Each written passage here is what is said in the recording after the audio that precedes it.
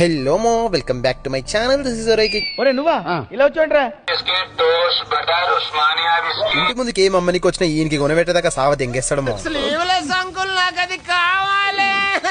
చింటూ గాడికి ఫ్రీగా ఒక బిస్కెట్ ఇవ్వకపోతే నీ ఒట్టలతోటి వాలీబాల్ ఆడేస్తుంది అన్నా అనగానే వీడితో ఎందుకు కూర్చొని కూడా ఎంతో కొంత తీస్తే బెటర్ అనుకొని ఒక బిస్కెట్ ఫ్రీగా ఇచ్చేసినమో. తీసుకో, పండగ తీసుకో.